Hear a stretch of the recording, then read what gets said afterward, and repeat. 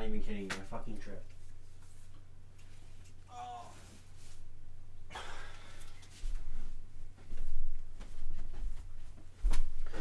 Merry Christmas, and whatever, how long it's been. I think it's been like almost 4, 5, 6, 7 something months. I just haven't felt like doing it. That's really it.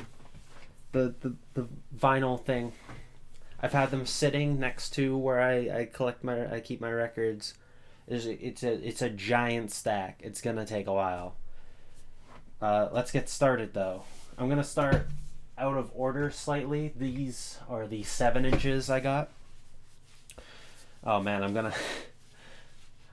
going to be talking about stories, or trying to regale stories from 4 months ago at least.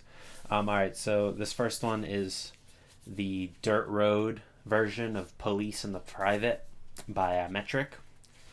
It's a I think, yeah, I completely forgot it was, it's like a cream color, I guess.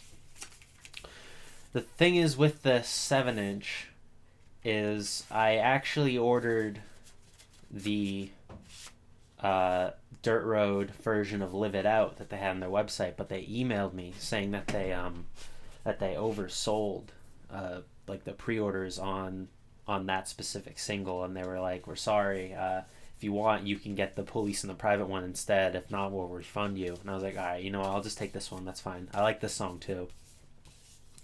They're both on Live It Out, the album. What was annoying though is that, like, I think a month or so later they announced the singles box set of all these like special singles that they've been doing because of the coronavirus shit. So I was like, you gotta be fucking kidding me. I think I think it's the packaging is different, so I don't know. It was kind of annoying, but not a huge deal. I'm not gonna sweat it. Next up, it's Bugsnax. It's Bugsnax, guys. Oh my god. I ordered this back in whenever the fuck. I think it was August or September, and it came around the same time that Bugsnax game came out. I saw a little bit of the game.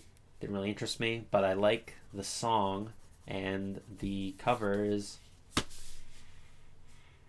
It's Scratch and Sniff, I think.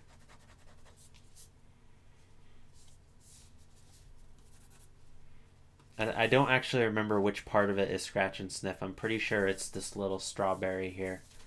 I'm sure it has a very funny name. And this, it's got like a little pattern on this side because it's a single-sided 7-inch. The song is great. I really like the song. It's very happy sounding. It's Bugsnax. Everyone's heard it by now. If you haven't, give it a listen, even if you think the game looks dumb. Not that I'm saying Bugsnax looks dumb. But it pales in comparison to Pepsi Man. As far as I know, that this is like some... I remember seeing this on the VGM Vinyl subreddit. It was like some like out of nowhere company got the rights to press Pepsi Man, the Pepsi Man soundtrack on a little 7-inch. It's I don't think they call it this, but this is Crystal Pepsi Clear to me. In my heart of hearts, I know it is Crystal Pepsi Clear. Yeah, this is really neat, because I've always, for as long as I've been aware of Pepsi Man. Now here's the back, by the way. As long as I've been aware of Pepsi Man, I've always been like, this soundtrack is actually like kind of too good. You know what I mean? Something that's a little interesting though is that you have to put it in this way so that it goes out like this. I usually like to have them face vertically, but it's a little too tight otherwise. But yeah, this was cool. I think I paid like $10 for this. It took a few weeks to show up because it was shipping from, I think, maybe like Greece or something. Something along those lines. Oh boy! All right, I gotta flip these the other way around because these are in vague order of. Oh, well, that one's not. These are in vague order of appearance. First up, this is how you can tell this is old. This is Redvox Realign. Vinny from Vinesauce, he has a band. It's called Redvox. They do rock music. They change their sound up every album or so. And this one is more of a... I forget, the way he described it was it's like an electronic... a slightly electronic sort of inspiration, and I can definitely see that. It's maybe a little too long. I think there are some songs that maybe could have been cut, but overall I think it's a really nice listen, and these records look really nice. And if you're aware of the Realign like vinyl release, there was actually 2 versions put up for sale. It was there was a purple swirl and a green, and like a green color. And I think I went with the purple swirl because it felt like it fit better with the album cover. But then it turns out that when Vinny, this is the lyric sheet, by the way. Sorry, I was getting a little confused. When they ordered the vinyl for like, I think it was like limited 500, when they ordered 250 of the green and 250 of the purple, it ended up being, you got one of each. So the second record is this green black color, and the other one is the purple one. I thought that was a happy coincidence, or like a happy accident rather, because both colors are cool, and I didn't want to get 2 of the same album because I'm not that obsessed. I do have as of right now, I do have every single Redvox album though on vinyl, which is pretty exciting. I don't have a lot of complete collections of bands. It says the same gatefold problem that a lot of my gatefolds have though with the closing. I think Redvox is one of the only ones where I do have a complete collection.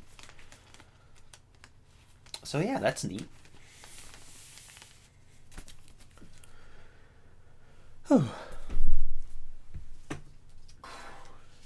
Alright, next one is The Faint Fascination. This is their 2008 record.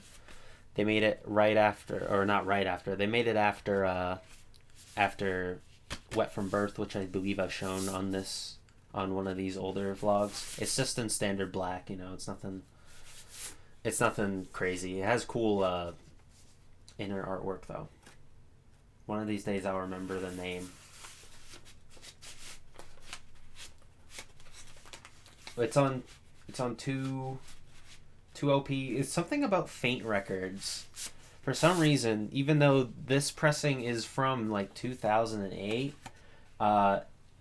both this and Wet From Birth I have original pressings of, and they were both under $20.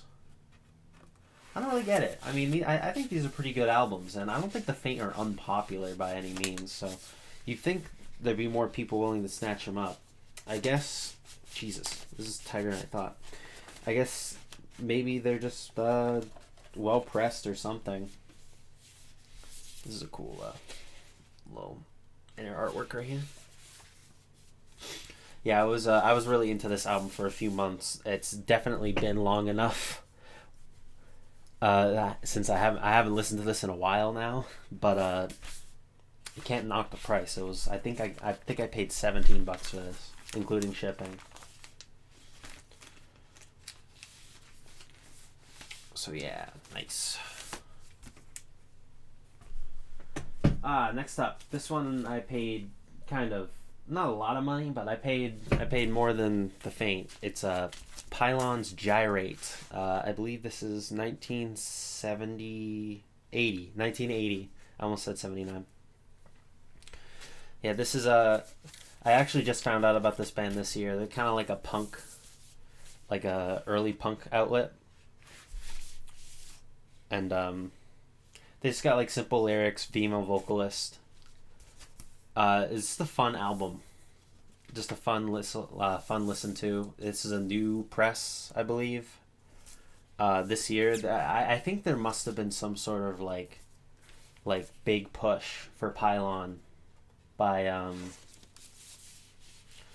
maybe their old label or their rights holder or something to just kind of like get them more into the public eye, because I saw a Discogs article for this band, like sort of like a retrospective on them, and I was like, oh, this sounds kind of interesting, I'll give them a listen. I was in the mood to just listen to something on that day, and I listened to this album, and then a few weeks later I think I listened to their second album, Chomp, which I actually didn't really like as much.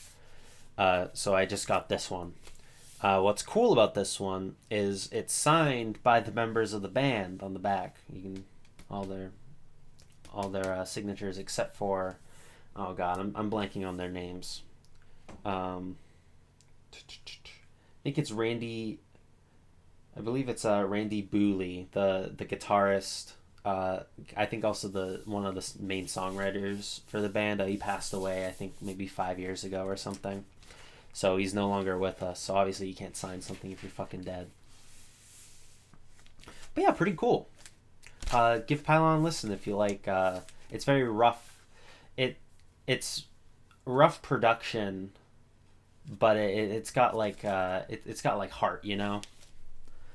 That's how I describe it. Next up, ooh, this one's cool. This is Sweet Trip, Velocity, Design, Comfort. First of all, let's just talk about how oh Christ. Well, actually, first things first, we're gonna talk about how tight this sleeve is. Yeah, I don't know what it is. Sometimes my sleeves, this isn't any tighter of a squeeze than your average gatefold, so I don't know what it is with these stupid sleeves. But yeah, let's just admire this cover art, because this looks fucking cool as shit. It's also maybe the glare can kind of pick it up. It's kind of got like a little shiny, like glossy sheen to it as well, which is very nice, high quality. This is the first year Velocity Design Comfort has ever been pressed, I believe. This is I was a little late to the party. It's not the first ever one they did. I think it's the second or third run that Darla, which is the label, did of Velocity. And so it's the Coke bottle clear. Now I actually have a couple of these now, at least two, not counting this one. And I was always like, why is it called Coke bottle clear? Can't you guys just call it clear? Now I understand why they call it Coke bottle clear. Seeing is believing in person. Honestly, these are really cool. This is a really cool color. It must be an easy one for plants to do too, because I see them a lot as like variants. Now I'm noticing there's a line here on the inner matrix. We love you. Oh shucks, thanks. There's another one. Does it say love you, love you? I think so. That's cool. Yeah. So yeah, Velocity Design Comfort. The Sweet Trip is a like electronic shoegaze band. I'm like kind of like glitch sounds almost, and with like ambient. I'm just saying words at this point, and these are probably all bouncing off of half of you, but it's just this is a really cool album to sort of like vibe to. I'll be honest, I probably couldn't tell you like how specific songs go, except for Disco and Chocolate Matter. Those ones are probably the most rhythmic or melodic songs on the album, and also some of my favorites. But the rest you kind of just like listen to and kind of like chill. Too, in my opinion, anyway. This album is very, very well liked, and I'm only just now listening to it, and I like it. So yeah, you should give it a listen as well. I think you might enjoy it. Ooh. I don't think this came with any liner notes. And now, since it's all the way into its outer sleeve, I'm not going to check. Okay, this one's cool. This is the Young the Giant self-titled 10-year anniversary repress. Young the Giant. This album is first of all, this album is really fucking cool. Really great early 2010s like indie rock album. It's got a lot of hits. 12 tracks or so, and almost all of them I would say are like really good. Maybe a couple are only like okay, but the rest of the album is just like is wonderful.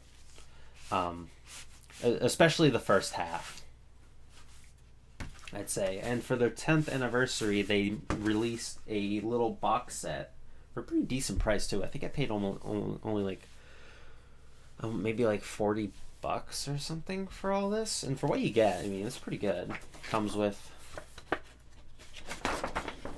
a lyric sheet / poster. All my Vampire Weekend albums have these things too. My issue with something like this is that I don't have frames in this specific size, so they kind of just sit in my album, which is fine. Oh, this is cool. This is actually I forgot about this. This is like embossed, so it's got a bit of a tactile feel. It almost feels like a quilt, really, because it even sort of looks like a quilt near the bottom anyway. Now the story with this record is maybe a few years ago now, when I first started getting into collecting, I wanted to get this album, not specifically this pressing because this is new, but like this album on vinyl. And I remember looking up the prices online, seeing like $20-$30. And I thought, that's a pretty good price. I'll get it later. And then later turned into even later, and then eventually, by the time one day when I was checking prices or whatever, I noticed that Young the Giant, the 2010-2011 pressing of this album, the only one, by the way, that they ever made, was selling for hundreds of dollars. I was like completely shocked. That like happens sometimes with records. It's I'm not gonna say it's cool or anything. It's fucking stupid, but like all of a sudden a record that you can find anywhere just gets bought up. Everyone buys a copy. That the people who are looking for them buy their copies, and then they don't sell them. So it brings scarcity in the market or whatever. This actually happened with my pressing of Synthetica, which I got at a Bull Moose for like $12-$13. It sells for almost $100 now, I think. Not that not that I think I could sell mine for $100 because it's got some pretty bad ring wear, but I digress. So when they announced this back in like August, I think, and I got this back in November. Very, very, very cool release. They pulled out like all the stops for this because it's not just a gatefold. It's a I feel like I'm an elementary school teacher. I've definitely said this before. It has almost like a coffee table book, just with like lyric sheets, pictures of the recording. This is really cool. This is probably one of my favorite records that I have now. It's a lot like that Elliott Smith. Oh, Jesus Christ. Actually, I don't remember if that Elliott Smith 25th anniversary thing I did was part of that This Month in Vinyl that never came out because the camera didn't record. Now I'm getting scared that this isn't recording. I'm gonna check this right after I do this section, because I'm gonna have to refresh the recording anyway, because it likes to stop at 30 minutes. Okay, Young the Giant, great album. It even comes with extra B-sides. It's 2 LP. And it's been so long that I'm forgetting things about this. How fucking cool is this? I don't know why this is really cool to me. And this color is so vibrant. This is probably now I remember why I really like this so much. It's like I'm rediscovering these things because I haven't looked at this in a while. Yeah. Ooh. Just like whoever did the packaging for this release, like fucking 10 out of 10, 5 fucking stars, man. I'd say if I had to complain, one thing is that the discs sort of stick out a bit right here, but besides that, no, this is incredible. This I don't know if you can still find this. I doubt it. I pre-ordered this for one, and it's been a while since I ordered it. If you can find this for a decent price, track it down, because it's worth it. Not only is this like great packaging, it's great packaging for a fucking great album. Now I'm gonna check. See if it's recording. Yes. Oh. Alright.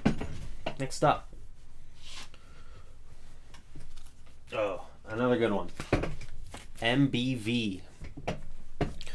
My Bloody Valentine. I've talked about these guys before.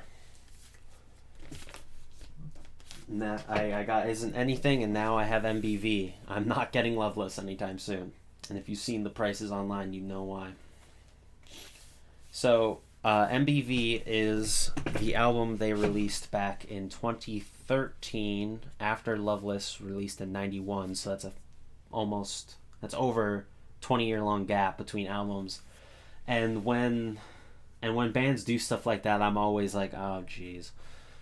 It always makes me kind of anxious or worried that it's just not gonna be the same, or they're gonna try and like recapture something that they can't, or they're just gonna sound like shit. I believe this is the result of like a lot of old material that just finally got finished, and like a few new songs, like new songs that they recorded in the early 2010s or so. We don't know exactly, but that's mostly speculation. But it seems to be well documented or well corroborated. I've heard people describe this as the Cool Ranch to Loveless's Nacho Cheese because it's blue, and I'm inclined to agree. But I mean, this, first of all, this gatefold is really cool, and I actually really grown to like this cover art. The more I look at it, the more it kind of just like describes the album. If you've ever listened to it, maybe you can understand why I believe that. Something that's also cool is, maybe you noticed this when I was showing this off earlier, is that it has a little slot for a CD. It comes with a CD. If you're interested. But what do I think of this album? I've pretty much said everything there is to say about it besides what I think of the album. It's fucking incredible. It's really, really good. I was blown away with how much I liked this album. Now, I do remember people saying before I got this on vinyl, people were saying online that it's mixed weird. That you need to turn. I believe it's I believe you need to turn up the it's either up the up all the way up the bass, or you turn the bass all the way down. Again, it's been a while, but that seemed to do the trick. And when I did that, I thought this record actually sounded pretty great. Just remember to do that, I guess, if you ever come across MBV. I think I paid like $30 for this. I don't think it's ever gonna reach the heights of Loveless in price online. Like, aftermarket prices for Loveless are so ridiculous, and there's tons of bootlegs you can get out there. But obviously, I want a legit pressing, or at least as close to a legit pressing as you can. One that sounds good, at least. And my only hopes of getting something like that would be to get the one they did back in, I think, 2018 or 19, which commands extremely high prices, or like an original pressing, which I'm sure you can guess also costs a lot. Whew. Okay, so this one's interesting, because I believe this is one of the longest times I've had to wait for a record that I haven't pre-ordered. I ordered this, I believe, back in August, and I got it in December, like the end of December. And the reason was because it was held up in customs, I believe, for a long time. I don't know why. This is like one of the first times I've had something held up in customs for so long. Like, even during pandemic, like I have some figures over there I ordered during like COVID times. It took like maybe less than a week to get here from Japan. Meanwhile, from Germany, stays in Germany for 3-4 months. But yeah, this is the Another World soundtrack. Now, Another World, if you haven't watched my JRPG video, do so. Because I talk about it in this, and I actually wanted to have some footage. What is this? This is a download code.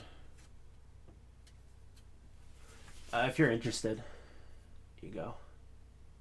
I don't know if I'm blocking the...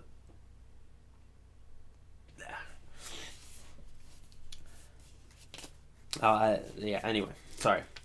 Another World is obviously a game I am very fond of. I think it's a very cool game. And something I forgot to mention in the JRPG video is that the soundtrack is fucking great.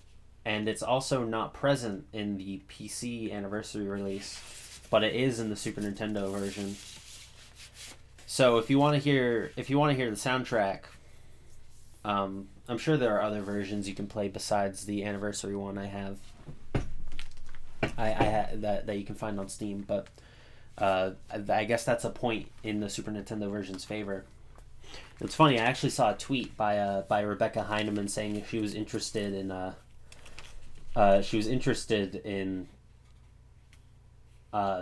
using an SA1 chip to port Another World to the Super Nintendo without any of the compromises that I talked about in the JRPG video. And that'd be really cool. I hope that ends up happening. Because, once again, I feel like I didn't give Rebecca enough credit in the video, because like, I kind of trash her version. I feel a little bad about that. But I didn't mean, if it does sound harsh, I didn't mean for it to come off that harsh. I meant for it to come off more as like, it's a miracle that this is running at all. And it's certainly still playable. Like, I beat it. That's the first time I ever played that game, was on the Super Nintendo version, and I still liked it. I digress. I got this from Black Screen, which is a German retailer, which is why it took so long to get here. I got it from their B stock listing that they do every once in a while, where it's either, I believe it's like clearance or damaged records that they ship out. That's how I got my Valhalla soundtrack. And much like with the Valhalla soundtrack, this one is almost completely mint. I don't see a single like issue with it. So considering I paid, I believe $7 for the record, and I think another 10 for the shipping, I came off pretty good. The only problem is I had to wait like 6 months to get it. Whew. Oh boy. All right. We're coming close to the end. Not that close. I believe there's five more left. Next one is a really cool one though. This is Cosmic Thing by B-52s. It's another MoFi release. Again, didn't particularly sound incredible, but this was a pretty decent price. I think I paid maybe $30 or something for it. For some reason, these were like in like the $50-$60 range, and then all of a sudden they just dropped in price to like 20, 30 or something. Actually, I might have even paid less than 30.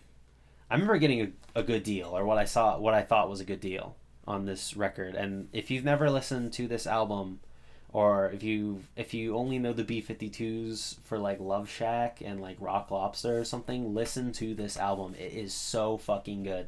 It is incredible how good this album is. It is like essential new wave in my opinion. And I feel bad because I was kind of I slept on the B-52s for years because I thought they were just like funny haha band, but no, they are funny haha band, but they are funny haha band, and you fucking dance to them too. You give them the respect they deserve. Just a incredible album. Every track is a banger. And I really, really like the final track, Follow Your Bliss. It's like an instrumental track, but it's really... There's something about it that I think is really like bittersweet almost. I don't know why. It gets me feeling some type of way every time I hear it.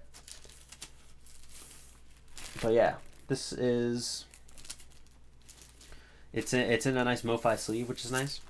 Also, all MoFis come with like a fuck ton of like pretty much ads for other releases, but the packaging is like very sturdy cardstock. So I'm not disappointed or anything. I don't want to come off as like this, like I'm disappointed, but you know, just something to keep in mind. Like, my setup isn't the best. I'm sure if my setup was a little more audiophile, then I would probably be able to tell the difference between a regular pressing of this album and a MoFi. But if you have like a similar setup to mine, which is just like a LP 120, like the stock cart, and just some bookshelf speakers or whatever, then you probably won't notice unless you're specifically into collecting MoFis, then don't feel the need to have to buy to specifically seek out MoFis. This is another one where the sleeve is kind of tight, not as tight as the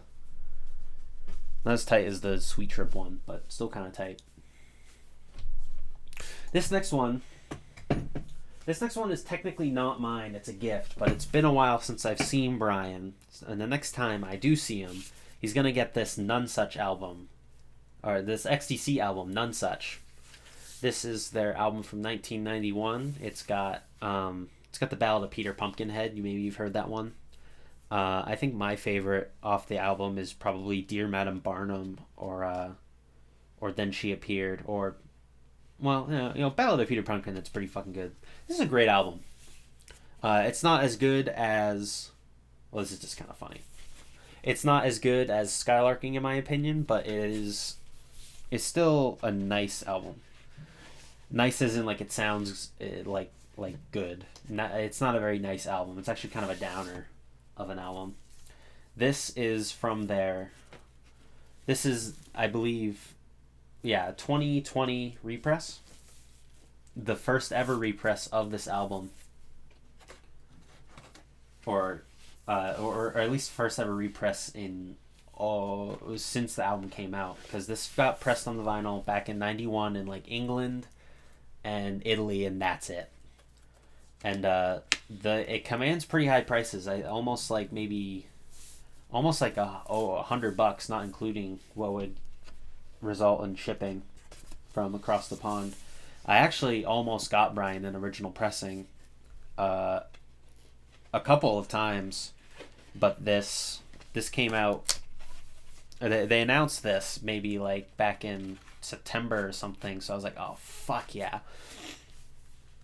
And I made sure he was aware of this, but I confirmed it with him. This was going to be his gift for Christmas. But I ended up forgetting it. And I haven't seen him since. But don't worry. I tested it. I listened to it, and it sounds great. Alright, next one. Oh, this one also took similarly to the Another World soundtrack, also a video game soundtrack. This one is I ordered this back in I think early September, and I got it in December.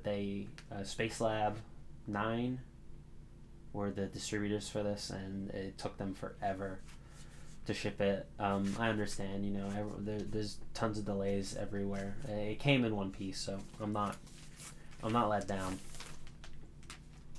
like a certain other record. But it's the Dark Souls soundtrack, composed by Motoi Sakuraba, the Golden Sun guy. Blows my mind every time I hear it. It's got this nice glossy sort of glossy inserts of the characters right here. The rest is just black matte, and it looks really nice. Now I know that there's I believe there's a vinyl release that's all three of these, all three of the soundtracks, but I already have Dark Souls 2, so I didn't feel a need to get that, and I've never played 3, so I don't really know. I'm not really attached to the music in that game, whereas I like the music a lot in Dark Souls. I like Demon Souls soundtrack maybe a little more, but this is just a nice pressing. It kind of works as like the fog, like the blue aesthetic it has going for on the cover. But yeah, this took for fucking ever to get. And now it won't go back in its sleeve. Okay, I did it. I don't think there's any liner notes or anything. I figured I'd have more to say about this. But I think I covered everything. I like Dark Souls, Golden Sun guy. Took forever to get. Looks cool. Yeah. I don't know if you can get this still. Yeah. I don't know if you can get this still, because this was like on a pre-order, and obviously it's Dark Souls, so it's in pretty high demand. But if you can, and track it down. I actually haven't gotten around to listening to this yet. I've had all this time, I know. It's been busy. Next one is Ben Queller's Circuit Boredom. This is an album I bought on a whim, because Ben Queller, I like his first album a lot. Like a lot. And this is his new album, and this is the second one I have that's on Coke Bottle Clear. Now, the album itself is like, I think it says right on the back, right? Yeah, it's less than 30 minutes, so it's a really fast listen. And it's a lot of fun. It's a fun album. It's got this nice aesthetic, like the computer paper and stuff, or whatever. And it's pressed on Coke Bottle Clear. Now I believe the first 100 or so people that ordered from his website got like a personalized thank you note or something. I unfortunately must have not have been one of the first 100. That's fine. Something that's less fine is this, I don't know how if you can see it, but this record is pretty fucking warped. Now, I didn't notice this until I flipped it to side B, I believe, where it did a slight jump. It jumped a little bit ahead. But it didn't play. It doesn't sound warped or anything, and I think that might have just been a fluke. Because despite how warped this is, it still plays fine. So I'm not too bent out of shape about this. It's not like the fucking Polaris vinyl, which I know got spared of a thrashing from this month in vinyl thrashing, but that one got damaged in the mail and just is hopelessly like warped on side A, or on like the end of one of its sides. So I guess on both sides it's fucked. It's a fucked record is basically what I'm saying. So that one doesn't seem to affect much play. I'll have to. The jury's still out on that one, but I'm not too mad about it. Good album though. Oh. It kind of amazes me how fast I'm able to go through some of these records. Sure, it's been like 40 minutes, but still. But this is the last one. And this one is maybe the best for last. I don't know if it beats the Young the Giant one, but this one's really fucking good. This is the second album of Connor For Real's solo career. Connquest. This is the soundtrack to Popstar, the movie Popstar with like Andy Samberg. It's the Lonely Island movie from like 2016. It's done by Mondo back in 2019. Thankfully, they still had them on their website. There's actually like several versions of this album you can get based off like faux covers from the movie. In case. All right, let me rewind this. This is the soundtrack to the movie Popstar, and this cover is a reference to the cover of the main character of the movie, Connor, in his solo career, Connor For Real, his sophomore album, Connquest. And it's the album is like really shitty. You know, it's panned by critics all around, and he has to like find himself or whatever. It's a mockumentary movie. And what was it? Back in like 2016 or whatever, I remember seeing ads for this movie and thinking like, oh, this looks fucking stupid. I'm not watching this, no. Little did I realize that this movie is so fucking funny. I feel so terrible for not seeing this movie in theaters, because I would have fucking loved it. I let Andy Samberg down. I should have realized it would have been good, because people critics said the same fucking thing about Hot Rod, that it was, or like Hot Rod happened. The same thing happened to Hot Rod, where it bombed in the box office. Then I ended up watching it and being like, this movie is fucking hilarious. Same exact thing. This album, this soundtrack is so fucking funny. As soon as I saw the movie like a few weeks ago now, maybe even a month ago, I don't remember. And I thought it was so good that I needed to see if there was a vinyl release. And back in 2019, there was one. Oh my god. With like a full red carpet treatment really for this soundtrack, because like I was saying, you can get like, I think there's 5 different variants of this cover.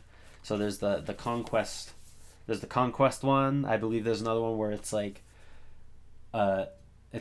Thriller also was his first album. There's one from like his original group, the Style Boys. I don't know. This one is the funniest to me, because this cover is so good. It is so funny. So that's the one, obviously the one I picked. And you can see here he's doing a bit of like Blue Steel, maybe like. Such a fucking... If you have not seen Popstar, you need to watch Popstar. You just need to watch it. Just watch it right now. Just fucking watch the movie. Please, for the love of God, you don't have to listen to MBV. You don't need to listen to Red Vox or Sweet Trip or fucking Young the Giant. Just watch Popstar. This is one of my favorite things. It is like a Aquaspin presents. If you see the movie, you can go back and watch this section and laugh and be like, "Oh my god, that's a cool reference." Stuff like this. This is so good. Oh man, you're gonna be laughing with me. You're gonna be laughing with me when you watch Popstar, or if you've already seen it, you're gonna be like, "Oh, true." That's so funny. Oh my god. It's just like credits for the albums or for the songs on the track list. They got some really cool features for this album. I'm not going to spoil them because you have to watch the movie to find out. Yeah. That is all the records I've gotten in however long it's been since I've last done this. Whew. It's getting to the point. I have 3 cubes of records, and they all have a pretty decent amount of records in them. Oh shit! I forgot to put the OB strip back in. It's getting to the point where if I end up filling up all 6 of these cubes, I'm gonna have to start cutting back. I'm gonna have to start selling some of these things because I don't have the room. It's not a case of like I don't want to keep collecting because there's always more albums to get, but I don't have the room to really put any more, honestly. And there are definitely some records that I should sell, or I don't listen to them anymore. Someone would be better off having it or enjoying it, stuff like that. But yeah, thanks for watching. Sorry for the wait. It might be the same amount of wait next time, honestly, because I usually I would do these monthly, but I'm obviously not getting as much records. So it's basically it's turned into a whenever it's ready or whenever I feel like recording this, and I've put off on recording this for so long. But yeah, thanks again, and I'll see you when I see you.